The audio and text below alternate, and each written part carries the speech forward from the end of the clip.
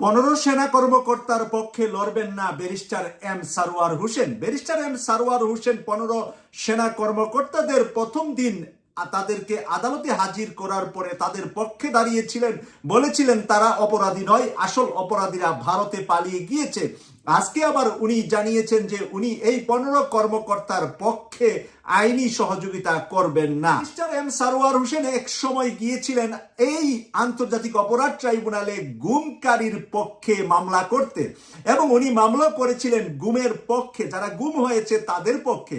আবার সেই এম সারওয়ার হোসেন নিজে গিয়েছেন গুমকারীদের পক্ষে। একই মানুষ যদি দুইটা মুখামুখি হয় তাহলে সমালোচনা বা ন্যায় বিচারের জন্য এটা খুবই দুর্বল হবে বলে আমিও মনে করছিলাম, কিন্তু জানি না কোন হাততালি বা কাকতালির মতো কি ঘটে গেল যে ব্যারিস্টার এম সারওয়ার হোসেন নিজে কিন্তু সেনাবাহিনীর একজন অবসরপ্রাপ্ত মেজর।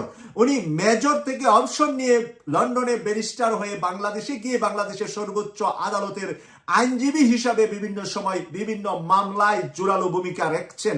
আর সেই এম সারওয়ার হোসেন 18 সালে বিএনপি থেকে পিরোজপুরের সাইদি সাহেবের আসন থেকে নির্বাচন করতে চেয়েছিলেন, কিন্তু সেই 18 সালের নির্বাচনে সাইদি সাহেবের ছেলে শামীম সাইদিকে বৃহত্তম স্বার্থে বিএনপির জোট থেকে প্রার্থী করার পরই উনি সাইদির বিরুদ্ধে এবং বিএনপির বিরুদ্ধে কথা বলা শুরু করেছেন অনলাইন সোশ্যাল মিডিয়ায় এবং বিভিন্ন টেলিভিশন টক শোতে। এম সারওয়ার হোসেনের আসল চরিত্র কি সেটা বোঝা অনেকটাই কঠিন বলে কেউ কেউ ইতিমধ্যে ফেসবুক, ইউটিউব বিভিন্ন জায়গায় কথা ছুড়ে দিচ্ছেন যে ওনার আসল চেহারা কোনটা, উনি আসলে কোন দিকের মানুষ, কাকে উনি খুশি করার জন্য কখন কি কাজ করে বসেন।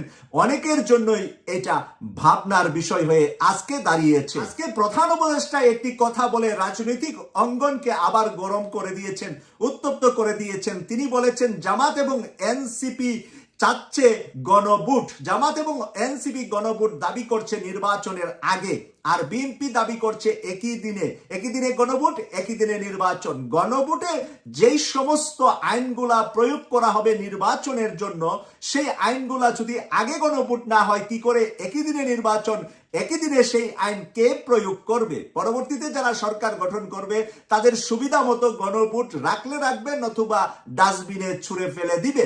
তার কোনো দায়িত্ব কেউ নেওয়ার নাই, কারণ গণভোট করে একজন নিরপেক্ষ সরকার, কোনো গণতান্ত্রিক নির্বাচিত সরকার গণভোট করার প্রয়োজনীয়তা থাকে না, কারণ নির্বাচিত সরকার তো জনগণের ম্যান্ডেটেই নির্বাচিত হয়েছেন, তিনি যা ইচ্ছা তা করবেন।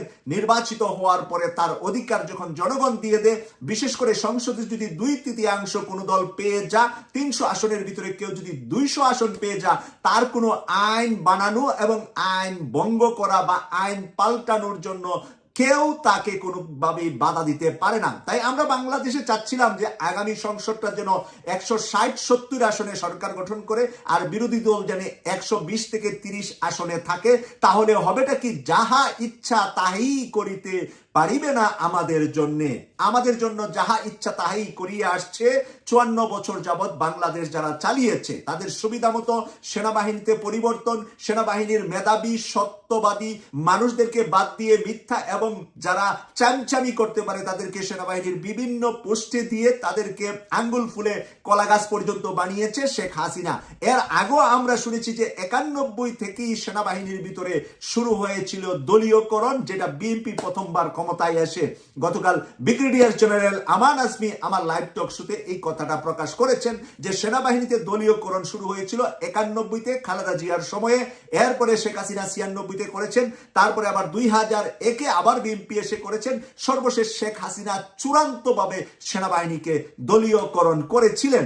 তাই ডক্টর মোহাম্মদ ইউনূসের মুখ থেকে যেহেতু এই কথা বের হয়েছে যে গণভোটটা এনসিপি এবং জামাত নভেম্বরের মধ্যে চাচ্ছে, নির্বাচনের আগে চাচ্ছে, তাহলে আমরা মনে হয় গণভোটের দিকে আগামী মাসে ধাবিত হচ্ছি।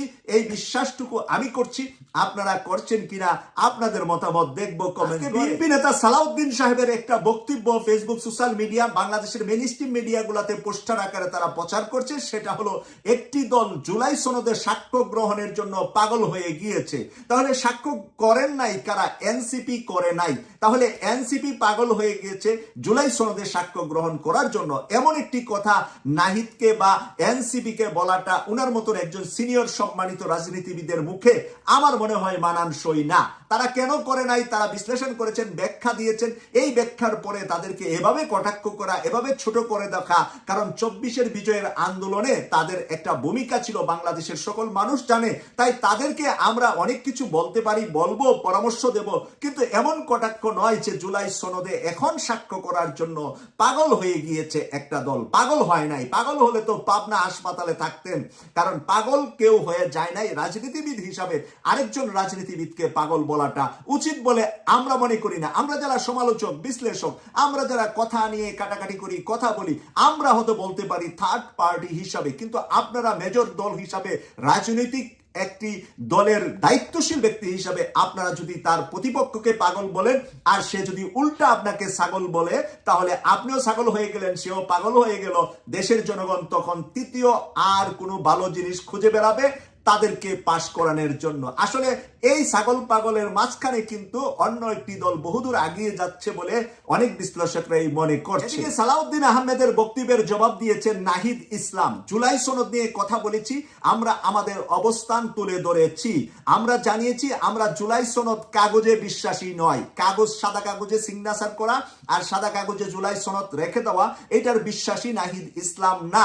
তাহলে কি বলেছেন জুলাই সনদ বলে? আমরা সাংবিধানিক আদেশ চাইছি, জুলাই সনদটা সাংবিধানিক আদেশ দেওয়া হোক, সেটাই আমরা প্রধান উপদেষ্টার কাছে বলেছি, দাবি করেছি। দেখেন, জুলাই সনদ যখন সাংবিধানিক দাবি করছে নাহিদরা, তখন সালাউদ্দিন সাহেব বলছে একটা দল পাগল হয়ে গিয়েছে জুলাই সনদে সাক্ষ্য গ্রহণের জন্য। আসলে নাহিদ পাগল হন নাই। নাহিদকে বুদ্ধি করে, পলিসি করে পিছিয়ে দেওয়ার জন্য, জনগণের মুখোমুখি করার জন্য নাহিদের সত্যকারের কথাটা যে আমরা সাংবিধানিক আদেশ চাচ্ছি, জুলাই সনদটা যদি সাংবিধানিক আদেশ না হয়, সংবিধানে অন্তর্ভুক্ত না হয়, ডক্টর মোহাম্মদ ইউনূস সংবিধানে এটা তার পাওয়ার দিয়ে অ্যাড করতে পারবেন, এই পাওয়ার তার আছে, তাই তিনি করুক, এটা দাবি। তো এই দাবি তো জামাতেরও দাবি যে জুলাই সনদ সংবিধানে অ্যাড করা হোক। জামাতেরও দাবি যাতে করে জুলাই সনদ অ্যাড করা সহ, পিআর সহ, সংস্কার সহ সবকিছু মিলে জামাতেরও দাবি গণভোটটা নভেম্বরে হোক।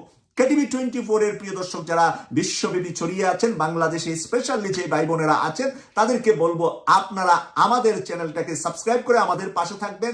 আপনারা অনেক মানুষ আছেন আমাদের ফেসবুকে, প্রায় 5 লক্ষ মানুষ আছেন, 500,000 মানুষ ফেসবুকে আছেন। তারা সবাইকে অনুরোধ করব ফেসবুক থেকে এসে কেটিভি 24 ইউটিউব চ্যানেলটাও সাবস্ক্রাইব করে সাথে থাকবেন, কারণ ইউটিউব চ্যানেলটা হলো শক্তিশালী, সবসময় আপনারা তা পাবেন।